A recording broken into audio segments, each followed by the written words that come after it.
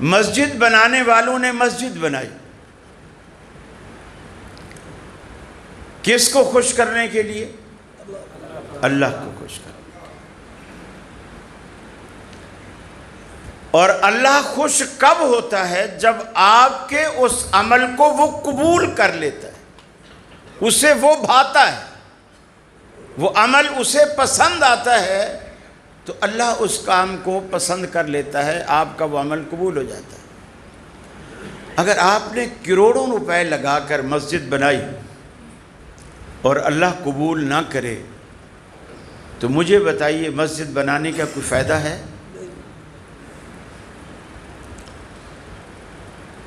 دنیا کا ہر کام آپ قرآن پڑھیں، اگر اللہ قبول نہ کرے آپ کو ثواب ملے گا؟ آپ حج کریں، اگر اللہ قبول نہ کرے آپ کو اجر ملے گا؟ آپ قربانی کریں، زکوٰۃ دیں، روزہ رکھیں، اگر اللہ قبول نہ کرے تو آپ کو اس کے بدلے جنت دے گا؟ نہیں دے گا۔ پھر یہ تو جستجو آپ کو کرنی چاہیے نا کہ میرے عمل میں ایسی کون سی چیز، ایسی کون سی روح میرے عمل میں آئے جو اللہ کو بھا جائے اور اللہ اسے پسند کر لے اور اللہ اسے قبول کر لے۔ اس کے لیے بنیادی طور پر 4 شرطیں ہیں۔ اسے آپ شرطیں بھی کہہ سکتے ہیں، اسے آپ عمل کی قبولیت کا معیار بھی کہہ سکتے ہیں۔ ان 4 باتوں میں سے ایک بات بھی مفقود ہو، عمل آپ کا ضائع، محنت ضائع، وقت ضائع، پیسہ ضائع۔ ہندی زبان کا ایک مقولہ ہے، اردو میں بھی مستعمل ہے، سہاگن وہ جسے پیا چاہے۔ ہندی میں پیا کہتے ہیں دولہا کو یا شوہر کو، اور سہاگن کہتے ہیں دلہن کو۔ کہ دلہن تو وہ ہوتی ہے جسے دولہا چاہے، اگر دولہا ہی نہ چاہے تو دلہن کس بات کی؟ یہ مقولہ کب ایجاد ہوا؟ ایک لڑکی کی شادی ہوئی، اسے زیور پہنایا گیا، لباس پہنایا گیا، اسے سجایا گیا، سہیلیاں آتی ہیں، رشتہ دار آتی ہیں، عورتیں آتی ہیں، خالہ، پھوپھی، چچی، نانی، مامی سب آتے ہیں اور پوچھتے ہیں، کہتے ہیں ماشاءاللہ بیٹیا ہماری اتنی اچھی لگ رہی ہے، ماشاءاللہ لگتا ہے یہ زیور بنا ہی اسی کے لیے تھا، جوڑا تو اتنا جچ رہا ہے تو کوئی حور لگ رہی ہے۔ لیکن وہ دلہن منہ بنا کے بیٹھی ہوئی ہے، نہ مسکراتی ہے، نہ خوش ہوتی ہے، نہ کسی کی تعریف کا کوئی جواب دیتی ہے۔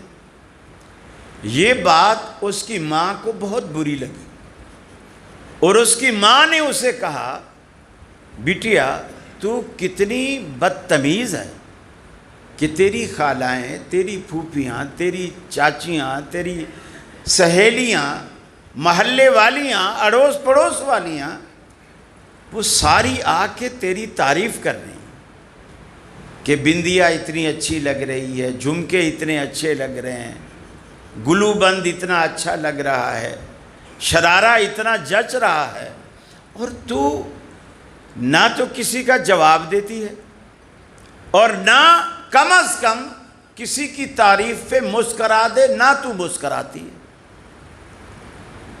تو اس وقت دلہن نے کہا، امی یہ سارا شہر بھی میری تعریف کرے اور جس کے لیے مجھے دلہن بنایا گیا ہے وہ دیکھنے کے بعد منہ پھیر لے تو میرے دلہن بننے کا اور ان کی تعریفیں کرنے کا تو بتا مجھے کیا فائدہ ہے؟ مزہ تو تب ہے کہ جس کی میں دلہن ہوں وہ جب مجھے دیکھے پہلی نظر میں، پھر پلک نہ جھپکے، ٹکٹکی باندھ کے دیکھتا رہے اور کہے سبحان اللہ میری قسمت کتنی اچھی ہے۔ پھر اس نے جملہ کہا میں سہاگن وہ جسے پیا چاہے، دلہن وہ نہیں ہوتی محلے والیاں جس کی تعریف کرے، دلہن وہ ہوتی ہے دولہا جس کی تعریف کرے۔ آپ نیکی کریں اللہ کے لیے اور وہ نیکی اللہ کو بھائی نہ، ساری دنیا آپ کو حاجی کہے، آپ کا حج اللہ کوئی نہ بھائے، ساری دنیا آپ کو نمازی کہے، آپ کی نماز اللہ کوئی پسند نہ آئے، آپ پڑھ کے فارغ ہوں، وہ نماز اللہ فرشتوں سے کہے اٹھا کے اس کے منہ پہ بار، میرے پاس اس نماز کو لانے کی ضرورت نہیں ہے،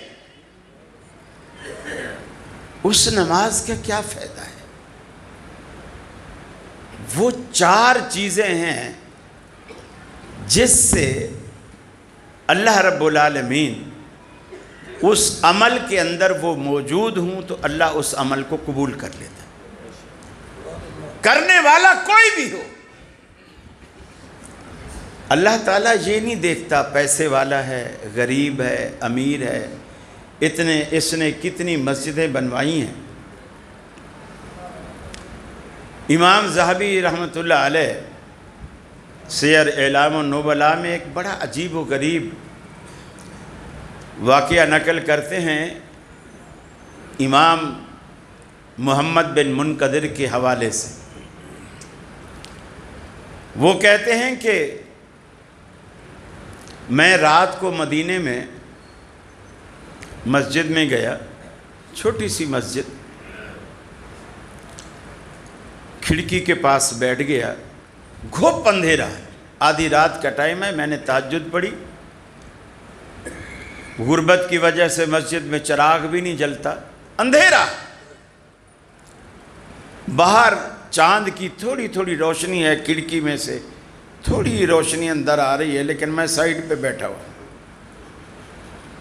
میں نفل پڑھ کے تھک کے بیٹھ گیا۔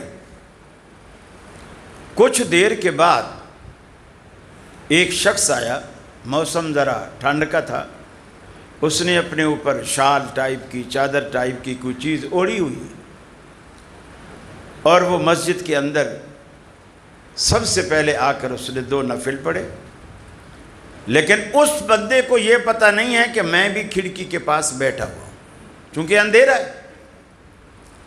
اس نے نفل پڑھے اور نفل کے بعد اس نے دعا مانگنی شروع کی، اور اس دن جس دن وہ رات کو آ کے دعا مانگ رہا ہے، دن کو سارے مدینے نے گورنر مدینہ کی قیادت میں باہر دھوپ میں میدان میں نکل کر نماز استسقاء پڑھی، چونکہ مدینے میں قحط سالی ہے، بارش کے لیے نماز استسقاء پڑھی، اور سارا دن گزر گیا، اب رات بھی آدھی گزر گئی، بارش نہیں ہوئی۔ اب وہ بندہ مسجد میں آ کے 2 نفل پڑھتا ہے، اللہ سے دعا کرتا ہے اور کہتا ہے کہ اے اللہ تیرا مدینہ پیاسا ہے، اور سارے مدینے نے تجھ سے آج دن میں نماز استسقاء کے ذریعے دعا کی، اور تو نے ان کو بارش نہیں دی۔ امام محمد بن منقدر کہتے ہیں کہ ابھی اس نے ایسا جملہ کہا تھا، میں نے کھڑکی سے بادلوں کے گرجنے کی آواز سنی، اور جیسے آواز آئی، آواز کے ساتھ ہی بادل برسنا شروع ہوئے، اور جیسے بادل برسے اس نے دعا کرنی چھوڑ دی اور رونا شروع کر دیا۔ اب اس بات پہ رو رہا ہے کہ اللہ پورا مدینہ تیرے آگے گورنر سمیت دعائیں مانگ چکا ہے، تو نے بارش نہیں دی، میرے اندر ایسی کیا بات ہے کہ میں نے ایک ہی دفعہ کہا اللہ مدینہ تیرا پیاسا ہے، بارش دے، اور تو نے نہ بادل نہ کچھ، اور وہ آنن فانن سب کچھ ہو گیا اور بادل بھی برسنے شروع ہو گئے. میرے اندر ایسی کیا بات ہے؟ امام محمد بن منقدر کہتے ہیں وہ روتا رہا اور یہی ایک ہی بات کہتا رہا، اللہ میرے اندر کیا بات ہے، اللہ میرے اندر کیا بات ہے. بعض دفعہ بندے کو خود بھی پتہ نہیں ہوتا کہ آپ کی کون سی ادا اللہ کو بھا گئی ہے، بندے کو پتہ نہیں ہوتا. اور بعض دفعہ بندے کو یہ بھی پتہ نہیں ہوتا کہ اللہ کی نظر میں آپ کی کون سی ادا اسے ناراض کر گئی ہے اور آپ کو پتہ نہیں ہوتا. محمد بن منقدر کہتے ہیں کہ فجر کا ٹائم ہونے لگا، مؤذن آیا، اس نے اذان دی. جیسے اس نے اذان شروع کی، وہ بندہ جو رو کے دعا مانگ رہا تھا مسجد سے خاموشی سے نکلا اور باہر بھاگ گیا. میں کہتے ہیں کہ حیران بیٹھا تھا، بڑا عجیب آدمی ہے کہ لوگ اذان سن کر آتے ہیں اور یہ اذان سن کر باہر بھاگ گیا. اور نیک اتنا ہے کہ تہجد پڑھ رہا ہے جو نفل ہے، اور نماز تو فرض ہے، نفل پڑھ رہا ہے، فرض کے لیے بھاگ رہا ہے، اور اللہ اس کی دعا بھی قبول کر رہا ہے. کیا بات. کہتے ہیں میں شش و پنج میں تھا، تھوڑی دیر بعد میں نے، چونکہ شکل میں نے نہیں دیکھی تھی اندھیرے میں، بس میں نے چادر کو نشانی بنایا ہوا تھا. تھوڑی دیر بعد میں نے دیکھا کہ جب لوگ اذان کے بعد مسجد میں آنا شروع ہو گئے تو ان کے ساتھ گھل مل کے وہ بھی مسجد میں آ گئے. کہتے ہیں کہ میں نے اندازہ لگا لیا کہ یہ صرف اس وجہ سے بھاگا تھا کہ لوگوں کو یہ پتہ نہ چلے کہ میں اذان سے پہلے تہجد کے ٹائم میں مسجد میں آیا تھا. وہ اس بات کو چھپانا چاہ رہا. آج تو 10 روپے بھی آپ کسی بیوہ کو، کسی فقیر کو دیتے ہیں تو دوسرے ساتھی کو بولتے ہیں یار یہ موبائل پکڑ میری تصویر بنانا ذرا. وہ چھپا رہا ہے اس بات کو. جب نماز ہو گئی اس نے بھی نماز پڑھی، لوگ ایک ایک کر کے اٹھنا شروع ہو گئے. امام محمد بن منقدر کہتے ہیں وہ بھی اٹھا اور چادر اسی طرح اوڑھی اور مسجد سے باہر نکلا. میں بھی جلدی سے اٹھا، اس کا میں نے پیچھا کیا، میں اس کے پیچھے چل پڑا. مدینے کی آبادی ختم ہو گئی، آگے بالکل ایسی بستی آ گئی جیسے خانہ بدوشوں کی بستی ہوتی ہے، جھونپڑی نما. کئی جھونپڑیاں بنی ہوئی ہیں، اس میں سے ایک جھونپڑی کی طرف وہ بڑھا.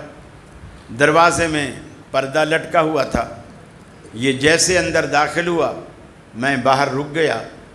میں نے پوچھا سلام کر کے کہ کیا میں اندر آ سکتا ہوں؟ اس نے کہا میرے علاوہ کوئی نہیں ہے، آ جا. میں اندر چلا گیا. میں جا کے بیٹھ گیا سلام کر کے، وہ بھی وعلیکم السلام کہہ کر بیٹھ گیا. اب نہ وہ بول رہا ہے نہ میں بول رہا ہوں. وہ سمجھ رہا ہے یہ مجھ سے کچھ بولے گا کیوں آیا ہے، اور میں سمجھ رہا ہوں یہ مجھ سے پوچھے گا کہ تو کیوں آیا ہے. اسی اسنا میں کہتے ہیں کہ میں نے اس کے خیمے کا جائزہ لینا شروع کیا، دائیں بائیں اوپر نیچے ادھر ادھر دیکھا. جیسے آپ کسی کے گھر جائیں تو چیزیں ٹٹول کر اندازہ لگاتے ہیں کہ اس کا کیا کام ہے. اگر چھیڑیاں تھوڑی پڑی ہوئی ہو، برابر میں اس طرح کی چیزیں ہوں تو آپ سمجھتے ہیں کوئی مستری ہے یا لوہار ہے، کوئی کارپینٹر ہے، کوئی رندہ بھی پڑا ہوا ہو، تو آپ چیزوں سے اندازہ لگاتے. امام محمد بن منقدر رحمۃ اللہ علیہ فرماتے ہیں کہ میں نے دیکھا چمڑے کے ٹکڑے، سلائی والی آر، دھاگے، یہ وہاں کچھ پڑے ہوئے. میں اس سے اندازہ لگا لیا اپنے طور پر کہ یہ پیشے کے لحاظ سے موچی ہے، پیشے کے لحاظ سے موچی.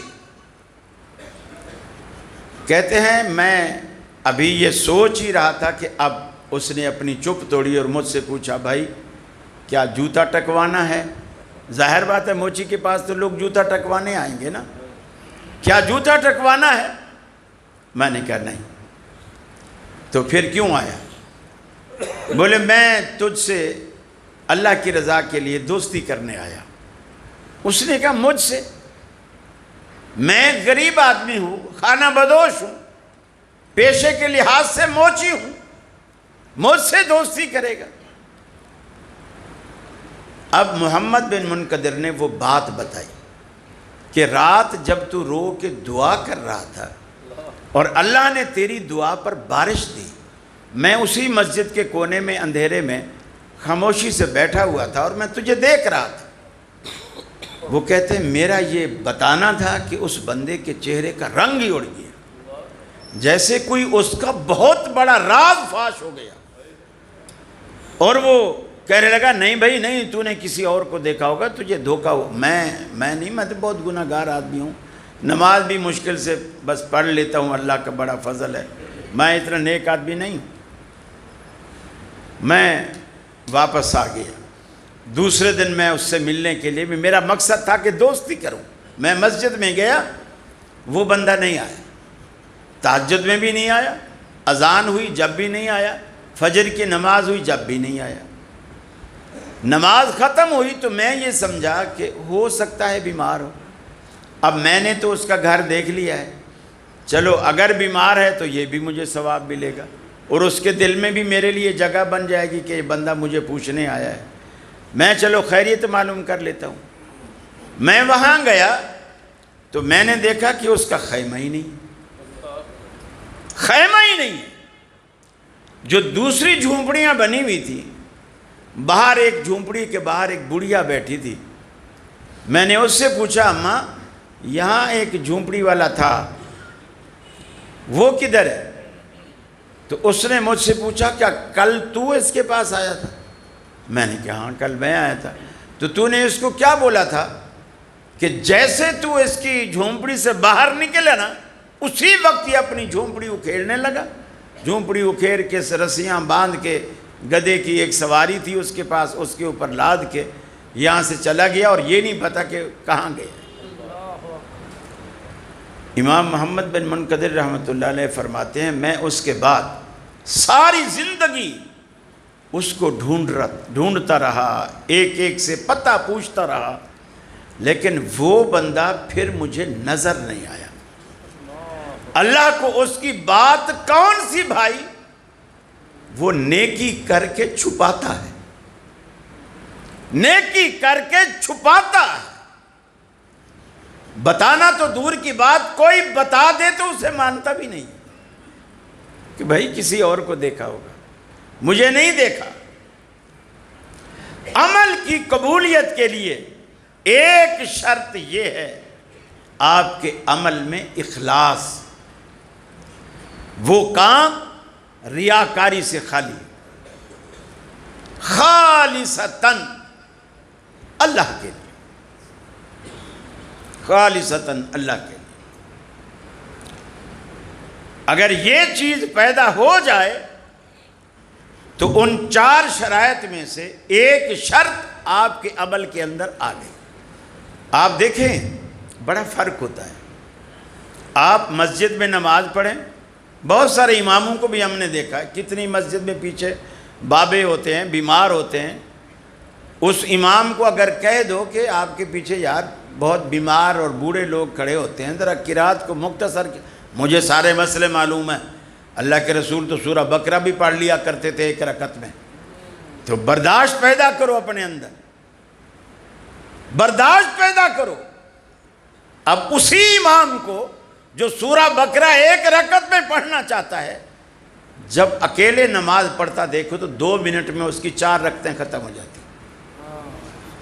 اسے کہتے ہیں ریاکاری، اسے ریاکاری کہتے ہیں کہ جب اللہ کے سوا کوئی دیکھنے والا نہ ہو تو آپ کی نماز مختصر، اور جب سارا مجمع دیکھنے والا ہو تو پھر رفع الیدین بھی یوں ٹکا کے، ایسے ٹکا کے کرے گا، تاکہ برابر والا حنفی بیٹھا ہوا یہ بھی دیکھے، وہ بریلوی بیٹھا ہوا وہ بھی دیکھے۔ پھر اس طرح رکوع کرے گا 5 منٹ کا، پھر قومے میں کھڑا ہوگا 3-4 منٹ. یعنی ایسا اطمینان کہ بندہ بولے یار یہ تو امام نہیں فرشتہ ہے. اخلاص جب تک پیدا نہیں ہوگا عمل قبول نہیں ہوتا. اور دوسری بنیادی شرط وہ ہے عقیدہ توحید. اگر آپ کے عقیدے کے اندر توحید نام کی کوئی چیز نہیں ہے اور اس کی جگہ شرک ہے، آپ مسجدیں بنوائیں، روزے رکھیں، قرآن پڑھیں، حج کریں، قربانیاں دیں، 35-40 دیگیں روز پکائیں، کوئی فائدہ نہیں، بالکل کوئی فائدہ نہیں. فرمایا ان اللہ لا یغفر ان یشرک بہ ویغفر ما دون ذلک لمن یشاء. اللہ رب العالمین کا یہ وعدہ ہے، اللہ رب العالمین کی طرف سے یہ اعلان ہے، جس بندے نے شرک کیا، اللہ کا کسی کو ساجی بنایا، اللہ رب العالمین نے اس کی بخشش نہیں کرنی، اس کا عمل بھی قبول نہیں ہونا. اللہ رب العالمین نے حتیٰ کہ قرآن پاک میں اتنی وضاحت کرتے ہوئے فرمایا، آپ نے فرمایا من یشرک باللہ فقد حرم اللہ علیہ الجنہ ومأواہ النار. جس بندے نے بھی اللہ کی ذات کے ساتھ کسی کو شریک ٹھہرایا، اس پر اللہ نے جنت کو حرام کر دیا، دوزخ کو فرض کر دیا. جنت میں جائے گا نہیں اور دوزخ سے بچے گا نہیں. جس نے بھی شرک کیا، چاہے اس کا نام اہل حدیث ہو، چاہے اس کا نام دیوبندی ہو، چاہے اس کا نام بریلوی ہو، چاہے اس کا نام کچھ بھی ہو، ناموں پہ نجات نہیں ہے. آپ کے عقیدے میں توحید پہلے ہونی چاہیے. حج بعد میں کریں، مسجد بعد میں بنوائیں، روزہ بعد میں رکھیں، بچے بعد میں پڑھائیں، شادیاں بعد میں کریں، پہلے عقیدہ توحید راسخ کریں. جس رب کی دنیا میں آپ رہ رہے ہیں اس دنیا کے بادشاہ کو راضی تو کریں نا. دیکھیں اولاد، ایک بچہ ہے، ماں باپ سے لڑ کر ان کے گھر میں تو نہیں رہ سکتا نا. ایک باپ کے گھر میں سگی اولاد نہیں رہ سکتی، جبکہ اس کا 5 مرلے کا گھر ہے. اور جو رب ساری کائنات کا بادشاہ ہے، پھر صرف یہ نہیں کہ کائنات کا. آپ چلو دنیا میں کہیں گے ٹھیک ہے جی، اگر یہ لاہور سے نکالے گا میں کراچی چلا جاؤں گا، کراچی سے نکالے گا ڈیرہ غازی خان چلا آؤں گا، یہاں سے نکالے گا میں پشاور چلا جاؤں گا. اور جہاں بھی آپ جائیں پتہ چلے یہ شہر بھی اسی کا ہے، وہ بھی اسی کا ہے. آخر تھک ہار کے آپ فیصلہ کریں کہ میں دنیا ہی چھوڑ دوں گا، میں دنیا میں ہی نہیں رہتا، اور پھر آپ کو پتہ چلے آخرت بھی اسی کی ہے. کیا بنے گا؟ کیا بنے گا؟ اللہ رب العالمین دنیا کا بھی بادشاہ ہے، آخرت کا بھی بادشاہ ہے. اس کو ناراض کر کے ہم اور کیا کچھ کمائیں گے؟ ہم جی ہی نہیں سکتے، ہم جی ہی نہیں سکتے. یہ دنیا اس کی ہے، یہ تو اس کا کرم اور احسان ہے. ہمارے گناہوں پر ہمیں فوری نہیں پکڑتا، ورنہ بندہ مزار پہ ٹکا پڑا ہو، مزار پہ، اور اللہ تعالیٰ اس کی روح نکال دے، یقین مانیے اگلے دن کوئی مزار پہ جائے گا ہی نہیں. اگر اللہ تعالیٰ ایسا کرنے لگ جائے، وہ مزار پہ سجدہ کرے، اللہ اس کی روح نکال دے. فوری گناہ پہ گرفت نہیں کرتا، اپنی حکمت کے تحت ڈھیل دیتا ہے. اللہ کے رسول نے فرمایا 2 وجہ سے ڈھیل دیتا ہے اللہ تعالیٰ. کافر کو اس لیے ڈھیل دیتا ہے تاکہ یہ اور گناہ کر لے، اور گناہ کر لے. جب میں اس کو پکڑوں اور جتنی سزا دوں ہر دیکھنے والا کہے کہ ٹھیک ہوا، یہ اسی سزا کا لائق اور اسی سزا کا مستحق تھا۔ اور مومن کو اللہ اس لیے ڈھیل دیتا ہے تاکہ یہ توبہ کر لے، اور بندہ اگر یہ سمجھے کہ یار نہ اللہ نے مجھے پکڑا، نہ میری روٹی بند کی، نہ مجھے میری نوکری سے ہٹایا، اس کا مطلب ہے نعوذ باللہ، اس کا مطلب یہ ہے کہ اللہ کو پتہ ہی نہیں چلا، میرا گناہ چھپ گیا۔ یہ ہماری بھول ہے۔ اللہ کو سب پتہ ہے، سب پتہ ہے، فرشتوں کو بھی پتہ نہ ہو، اللہ کو پتہ ہے، اس لیے کہ اللہ علیم بذات الصدور ہے۔ آپ کے سینے میں ابھی خیال آیا ہی نہیں ہوتا، اسے پہلے پتہ ہوتا ہے کہ اس کے سینے میں خیال کیا آنے والا ہے۔ توحید آپ کے دل میں راسخ ہونی چاہیے۔ فرمایا وَمَا تَسْقُطُ مِن وَرَقَةٍ إِلَّا يَعْلَمُهَا وَلَا حَبَّةٍ۔ دنیا میں زمین پہ جو درختوں سے پتے گرتے ہیں، زمین پہ پتا بعد میں گرتا ہے، اللہ رب العالمین کے علم میں پہلے آتا ہے۔ آج دنیا کا کوئی فقیر، دنیا کا کوئی پیغمبر، دنیا کا کوئی ملنگ، دنیا کا کوئی مفتی یہ نہیں بتا سکتا، کراچی کی بات نہیں، لاہور کی بات نہیں، آپ کے محلے میں 35 بلاک میں درخت کتنے لگے ہیں؟ آپ پیدائش سے لے کر آج بڑھاپے تک کسی شہر میں، اسی علاقے میں گزرے، لیکن آپ آج تک یہ نہیں بتا سکتے آپ کے علاقے میں درخت کتنے ہیں۔ رب العالمین کہتا ہے میرے بندے، میرے علم کا یہ عالم ہے، تو درخت نہیں جانتا، میں تو یہ بھی جانتا ہوں ان درختوں پہ پتے کتنے لگے ہیں۔ رب العالمین کو یہ بھی معلوم ہے۔ وَمَا تَسْقُطُ مِن وَرَقَةٍ إِلَّا يَعْلَمُهَا وَلَا حَبَّةٍ وَلَا حَبَّةٍ فِي ظُلُمَاتِ الْأَرْضِ وَلَا رَطْبٍ وَلَا يَابِسٍ إِلَّا فِي كِتَابٍ مُبِينٍ۔ فرمایا زمین پہ گرنے والا پتا بھی اس کے علم میں دور نہیں، ہر چیز کتاب مبین میں اللہ رب العالمین نے لکھ رکھی ہے۔ اللہ کو پہلے سے پتا ہے کون کہاں مرے گا۔ آپ کو تو حالانکہ ہم مرنے والے ہیں، ہمیں نہیں پتا، اللہ کو پتا ہے ہم نے اس کی موت کہاں لکھی ہے، کہاں مرے گا یہ۔ اور یقین مانیے یہ اللہ نے ایسا رازدارانہ نظام چلایا ہے۔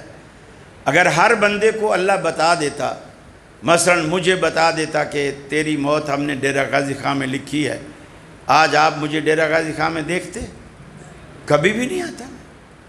یار ہو سکتا ہے وہ موت والا دن آج ہو، تو میں کیوں جاؤں ڈیرہ غازی خان؟ اگر آپ میں سے کسی کو بتا دے کہ آپ کی موت کراچی میں لکھی ہے، آپ کبھی وہاں سے کوئی کاروبار کرنے جائیں گے؟ نہیں جائیں گے۔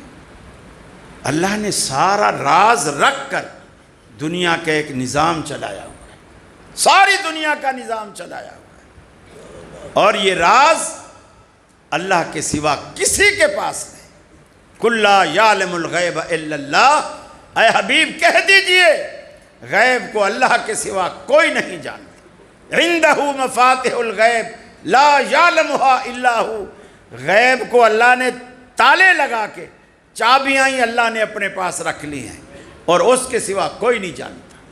لا یعلمها الا هو۔ میرے بھائیو، یہ جو دنیا کا نظام ہے، اب یہ دوسری شرط، آپ کے عمل میں ایک اخلاص ہو، دوسرے نمبر پر توحید ہو، شرک کسی طرح کا بھی نہ ہو۔ دیوبندی بھی آج شرک کرتے ہیں دعاؤں کے وسیلے میں، دیوبندیوں کی دعائیں بھی ایسی موجود ہیں، ان کی کتابوں میں موجود ہے، جو نبی کے صدقے سے، نبی کے وسیلے سے، نبی کے واسطے سے، فلاں کے واسطے سے، حسن حسین کے واسطے سے میرا یہ کام کر دے۔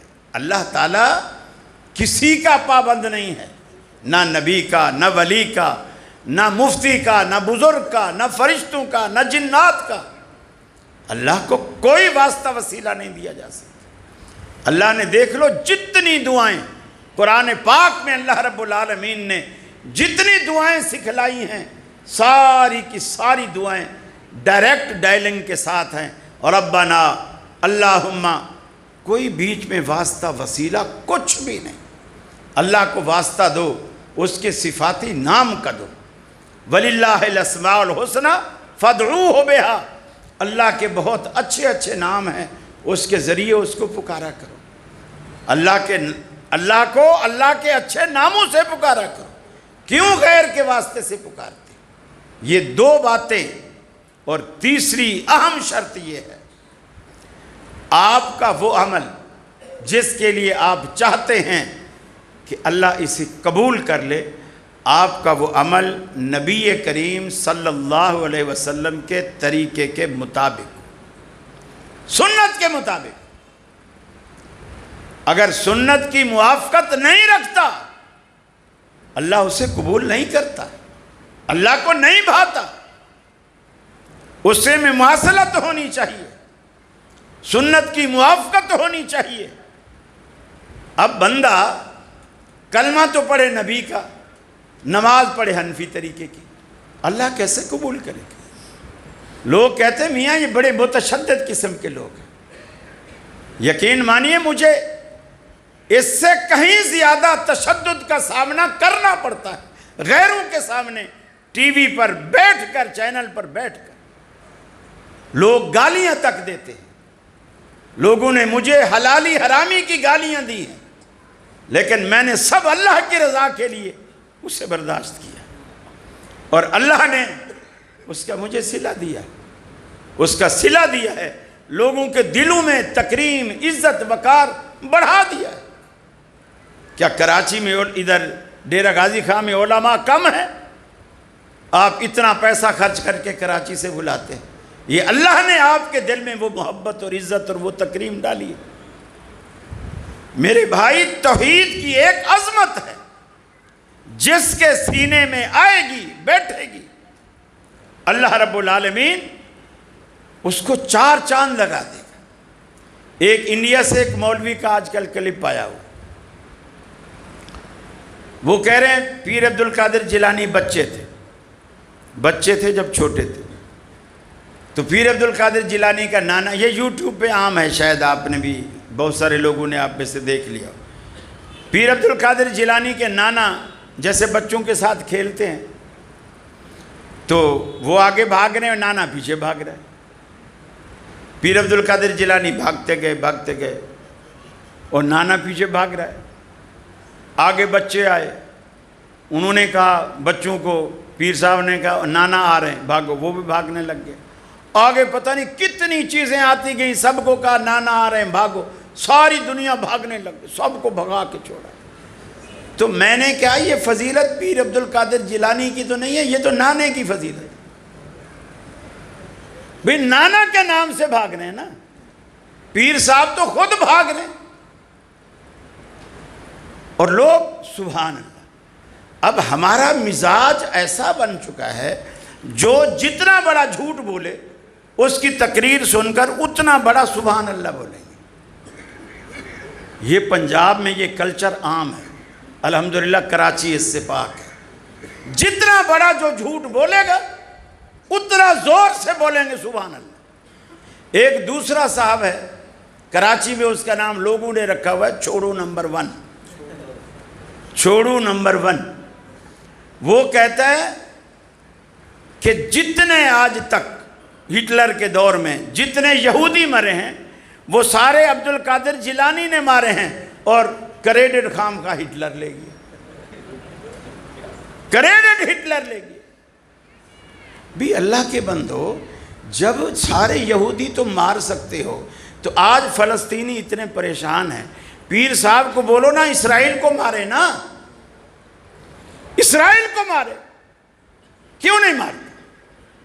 اچھا کرامتیں ایسی بیان کریں گے کہ اس دور کی، کہ جس دور میں نہ اب کوئی اس کا گواہ ہوگا، نہ کوئی بھی. آج میڈیا کا دور ہے، میڈیا کے دور میں تمہارا یہ جھوٹ نہیں چل سکتا.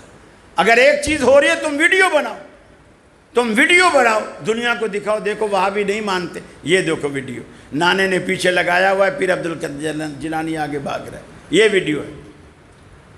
پھر لوگ ویڈیو دیکھ کے بولیں گے ارے یہ پیر صاحب تھوڑی ہے، یہ تو ہمارے کا بچہ جنید ہے، ہمارے محلے کا بچہ، یہ تو وہ بھاگ رہا ہے. چوری پکڑی جائے گی. یہ جھوٹ آج بول کے دکھائیں.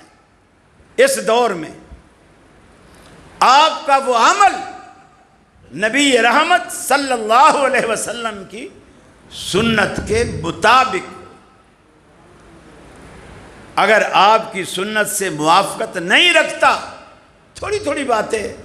حضرت عائشہ کے پاس ایک بندہ آیا، بلکہ 3 بندے آئے، دروازہ کٹکھٹایا، پوچھا امی جان یہ بتائیے اللہ کے رسول کے اعمال کے بارے میں. آپ نے بتا دیا. وہ کہنے لگے سبحان اللہ، اس کا مطلب ہے وہ تو آپ تو اللہ کے رسول تھے، ہم تو کچھ بھی نہیں کر رہے اس کے مقابلے میں. پھر وہ مسجد میں گئے، وہیں کھڑے کھڑے پہلے عہد کیا. ایک نے کہا میں شادی نہیں کروں گا، ایک نے کہا میں ساری زندگی روزے رکھوں گا، دوسرے نے کہا کہ میں ساری رات عبادت کروں گا اور سوؤں گا نہیں. تینوں چلے گئے مسجد نبوی میں. تھوڑی دیر بعد رسول اللہ صلی اللہ علیہ وسلم بھی گھر میں آ گئے. حضرت عائشہ نے کہا بھی کچھ لوگ ابھی آئے تھے، انہوں نے کھڑے کھڑے آپ کے بارے میں پوچھا، میں نے بتایا عمل کے بارے میں، تو پھر یہ باتیں کر کے مسجد چلے گئے. آپ فوراً مسجد گئے. آپ گئے، آپ نے پوچھا قلتم کذا و کذا، ارے وہ تم ہی لوگ ہو جنہوں نے ایسا ایسا ابھی کہا ہے. انہوں نے کہا یا رسول اللہ. آپ نے فرمایا خبردار مجھ سے آگے نکلنے کی کوشش مت کرو. میں شادی بھی میں نے کی ہیں، میری بیویاں بھی ہیں، میرے بچے بھی ہیں، میں رات کو سوتا بھی ہوں اور جاگتا بھی ہوں، نفل بھی پڑھتا ہوں، میں روزے رکھتا بھی ہوں اور چھوڑتا بھی ہوں. یہ میری سنت ہے. تم کون ہوتے ہو مجھ سے آگے نکلنے والے؟ اور یہی بات اللہ نے قرآن میں کہی. فرمایا یا ایھا الذین آمنوا لا تقدموا بین یدی اللہ ورسولہ. اے ایمان والو، اللہ اور اس کے رسول سے آگے بڑھنے کی کوشش نہ کرو. واتقوا اللہ، اگر کبھی شیطان تمہارے دلوں میں نبی سے آگے نکلنے کی بات ڈال بھی جائے، اللہ سے ڈرو، اللہ کے ڈر کا سہارا لو، اللہ کے حبیب سے آگے نکلنے کی کوشش نہ کرو. وہ بغدادی نماز جو اللہ کے حبیب نے نہیں پڑھی، اگر تم بغدادی نماز پڑھو گے وہ نماز تمہیں جہنم میں لے جائے گی. جنت میں وہی نماز لے جائے گی جو نماز آمنہ کے لال نے پڑھی ہے. روزہ وہی جنت میں لے جائے گا جو روزہ آمنہ کے لال نے رکھا ہے. حج وہی جنت میں لے جائے گا جو حج آمنہ کے لال نے کیا ہے. اسی لیے فرمایا لَقَدْ كَانَ لَكُمْ فِي رَسُولِ اللَّهِ، رسول اکرم صلی اللہ علیہ وسلم کی زندگی میں تمہارے لیے بہترین اسوۃ الحسنہ، بہترین نمونہ ہے. آپ کو دیکھتے جاؤ، پھر کرتے جاؤ. آپ نے شادیاں کیسے کی، آپ نے خوشیاں کیسے منائیں، آپ نے غم کیسے منایا. کیا کبھی 4 پہیاں گھروں میں الٹی کی؟ حضرت حمزہ شہید ہو گئے، جسم کا مسلح بھی کیا گیا. بعض روایات کے مطابق آپ نے ایک مرتبہ بھی کسی اہل بیت میں سے کسی کو فرمایا کہ آج 4 پہیاں گھر میں الٹی ڈالو، آج چولہے نہیں جلانا، آج توے الٹے کر دو. 3 دن تک خیمے لگیں گے، گلی میں بیٹھیں گے، 3 دن تک دکان کوئی نہیں کھولے گا. یہ سب تمہاری رسومات ہیں. اسلام نے کبھی اس سے منع نہیں کیا. اسلام میں چھٹی کا کوئی تصور نہیں، حتیٰ کہ جمعے جیسے فریضے کے لیے بھی اللہ نے کہیں نہیں فرمایا جمعے والے دن دکانیں نہ کھولو. اللہ کا قرآن کہتا ہے اِذَا نُودِيَ لِلصَّلَاةِ مِن يَوْمِ الْجُمْعَةِ فَاسْعَوْا إِلَىٰ ذِكْرِ اللَّهِ وَذَرُوا الْبَيْعَ، جب جمعے کا وقت ہو جائے، جمعے کا بلاوا آئے، تب کاروبار بند کرو، پہلے تمہیں پوری اجازت ہے، کھول کے بیٹھو۔ فَإِذَا قُضِيَتِ الصَّلَاةُ، جمعہ کے بعد بھی کاروبار ٹھپ کرنے کی تمہیں ضرورت نہیں، جب تمہاری نماز پوری ہو جائے، فَانْتَشِرُوا فِي الْأَرْضِ وَابْتَغُوا مِنْ فَضْلِ اللَّهِ، پھر دکانوں کے دروازے کھول کے بیٹھو، اللہ کا فضل تلاش کرو۔ اسلام میں چھٹی کا کوئی تصور نہیں، لیکن فرمایا لَقَدْ كَانَ لَكُمْ فِي رَسُولِ اللَّهِ أُسْوَةٌ حَسَنَةٌ، اللہ کے حبیب نے اپنے لگتے جگر فاطمہ سے بھی یہی فرمایا، میری نسبت تیرے کسی کام نہیں آئے گی، اعملی اعملی یا فاطمہ، اے فاطمہ عمل کرنا عمل کرنا، میرے بعد اس توقع اور بھول میں مت رہنا، میں پیغمبر زادی ہوں، آخر الزمان پیغمبر کی لخت جگر ہوں، میرا تو شاید حساب بھی نہیں ہوگا، رب العالمین مجھ سے تو پوچھے گا بھی نہیں۔ آپ نے فرمایا لا اغنی عنک من اللہ شیئا، اللہ کے ہاں میں تیرے کسی کام نہیں آؤں گا، عمل کرتی رہنا، میری رشتہ داری پہ مت رہنا، عمل کرنا۔ سیدہ عائشہ نے عرض کی اللہ کے رسول جب قیامت کا دن آئے گا، آج میں بیٹھے بیٹھے خیال دل میں لایا، ذکرت النار فبکیت، دوزخ کا ذکر میرے ذہن میں آیا، یاد آئی، مجھے رونا آ گیا۔ اللہ کے حبیب میرے ایک سوال کا جواب دیجئے، قیامت والے دن حل تذکرون اہلیکم یوم القیامت یا نبی اللہ، اے اللہ کے سچے رسول، قیامت والے دن آپ اپنے اہل خانہ کو یاد رکھیں گے کہ نہیں؟ اپنی پیاری عائشہ کو یاد رکھیں گے کہ نہیں؟ جس کے لیے اللہ کے رسول سے پوچھا گیا، اللہ کے حبیب آپ کو دنیا میں سب سے زیادہ محبت کس سے ہے؟ آپ نے فرمایا عائشہ سے۔ پوچھنے والے نے پوچھا اللہ کے رسول عورتوں سے نہیں، مردوں میں سے کس سے ہے؟ آپ نے فرمایا عائشہ کے باپ سے۔ جس سے اللہ کا رسول محبت کرتا ہو، رو رو کے نڈھال بیٹھی ہے، اللہ کے رسول مجھے بتاؤ قیامت والے دن آپ ہمارے کام آؤ گے کہ نہیں؟ آپ نے فرمایا عائشہ ایک بات کان کھول کے سن لے، اما فی ثلاثۃ مواطن لا یذکر احد احدا، 3 مقامات آخرت میں ایسے ہیں جہاں کوئی بھی کسی کو یاد نہیں کرے گا، حتیٰ کہ میں محمد بھی اپنے اہل خانہ کو بھول جاؤں گا۔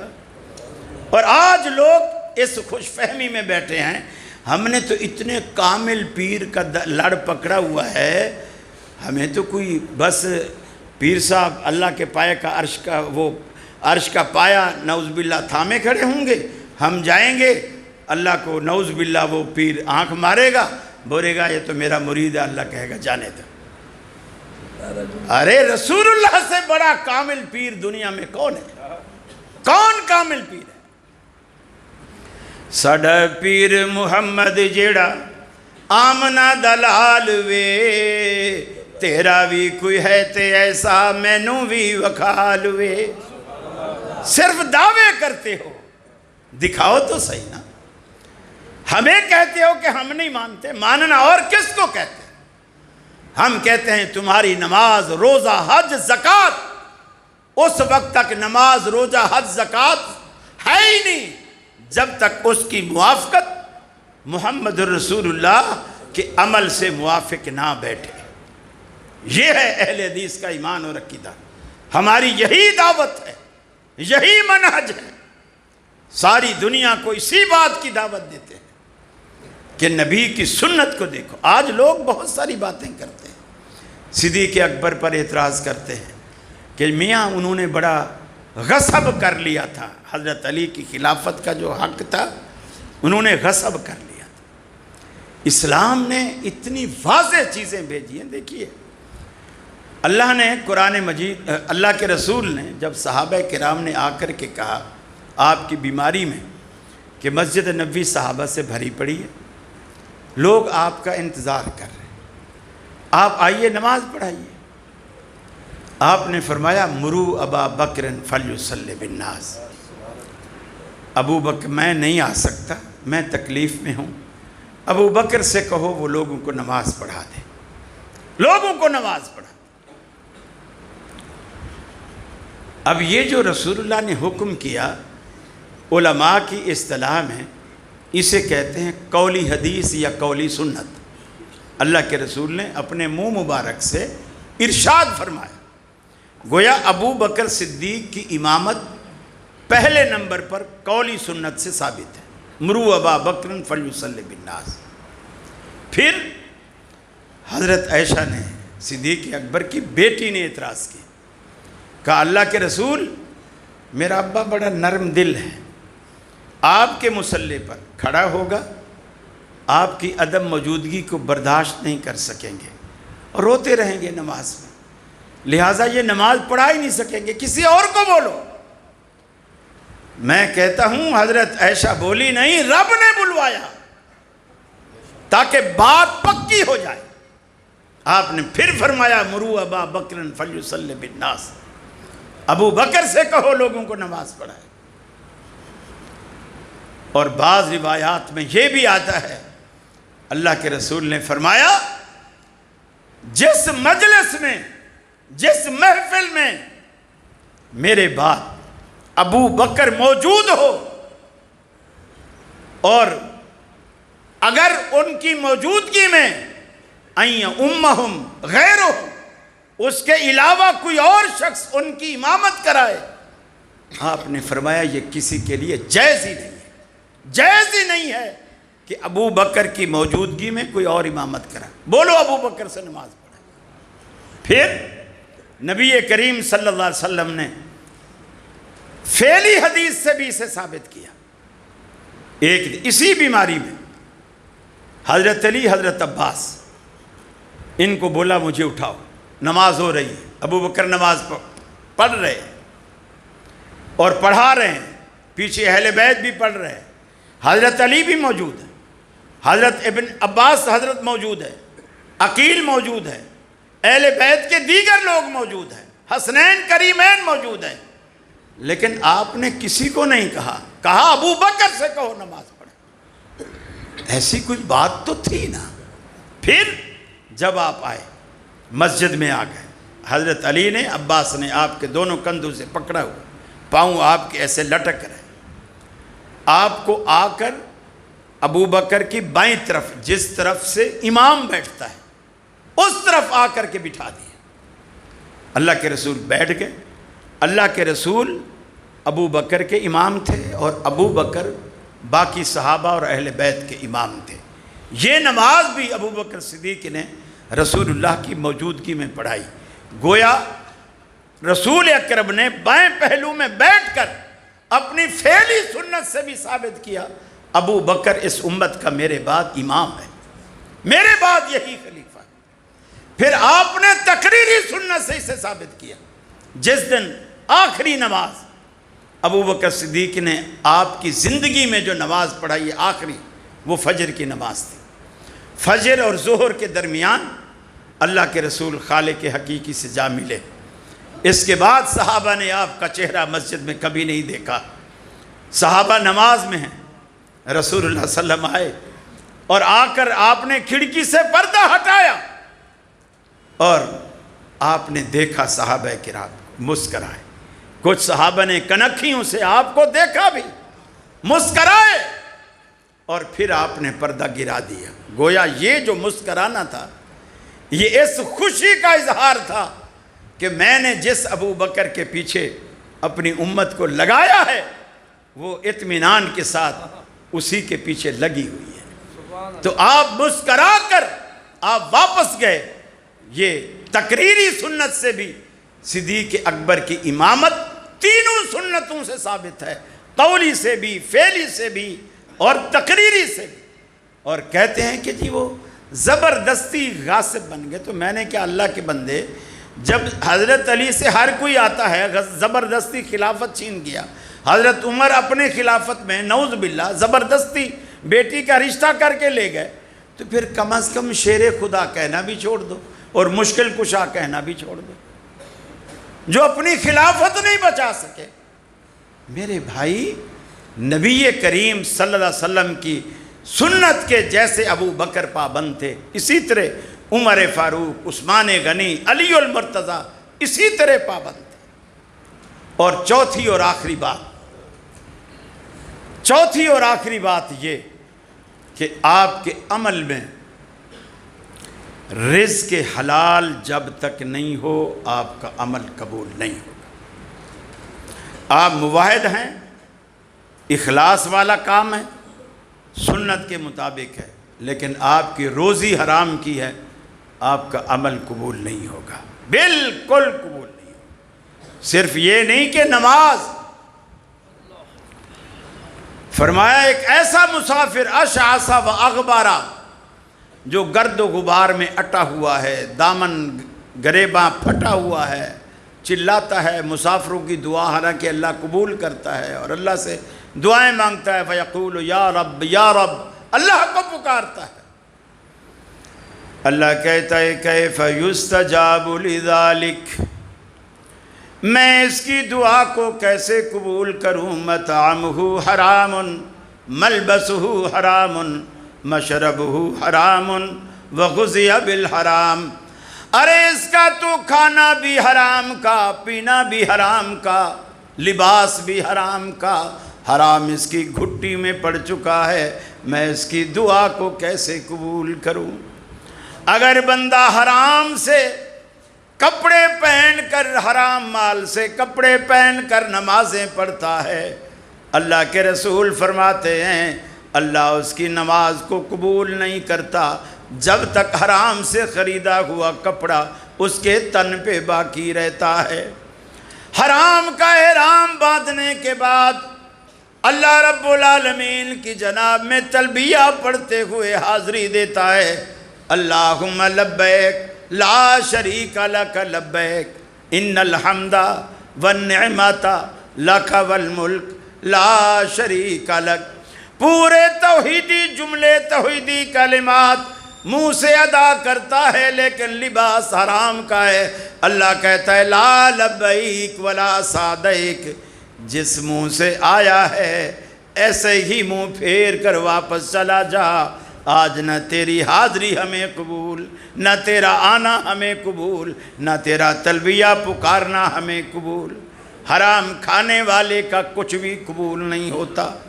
اپنے پیٹ میں بھی، اپنی بیوی کے پیٹ میں بھی، اپنے بچوں کے پیٹ میں بھی حلال نوالا ڈالیے، پھر رب العالمین سے ثمرات کی دعا کیجیے۔ حلال کی بڑی برکتیں ہیں جو اللہ رب العالمین نے حلال میں رکھی ہیں۔ اگر آپ کے جسم کو، آپ کا جسم حرام غذا سے پلتا ہے، خون بنتا ہے، اللہ کے رسول نے فرمایا وہ جسم جو حرام کی غذا سے پلا بڑا ہے، وہ جسم دوزخ زیادہ حقدار ہے کہ وہ جسم اس میں جائے، جنت کا وہ حقدار نہیں ہو سکتا۔ لہٰذا دنیا میں یہ 4 چیزیں، ٹائم پورا ہو گیا ہے، یہ 4 چیزیں اپنے پلے باندھ لیجئے: توحید، اخلاص، اللہ کے رسول کی سنت اور رزق حلال۔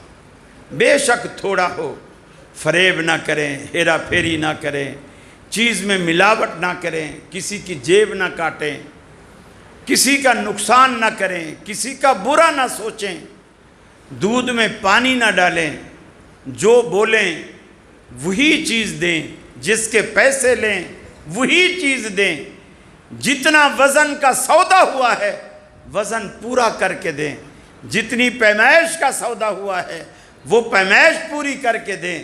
یہ آپ کی ذمہ داری ہے۔ یقین مانیے جب یہ 4 کام آپ کی زندگی میں آ جائیں گے، اللہ کہے گا فرشتوں اس بندے کے نامہ اعمال کو میرے پاس لاؤ، اس کا میں ہی خریدار بنتا ہوں۔ ان اللہ اشتری من المؤمنین انفسہم واموالہم بان لہم الجنہ، اس بندے نے ساری زندگی اپنی جان مال میرے حوالے کیے رکھا، آج میں اپنی جنتیں اس کے حوالے کر دیتا ہوں۔ اللہ کرے اللہ ہمیں اس کا حقدار بنا دے، اللہ ہم سے راضی ہو جائے، ہمارے گناہوں کو معاف فرمائے، حلال کھانے کی توفیق دے، توحید پہ مرنے کی توفیق دے، سنت سے محبت کرنے کی توفیق دے، رزق حلال کی توفیق دے۔ وآخر دعوانا ان الحمد للہ رب العالمین۔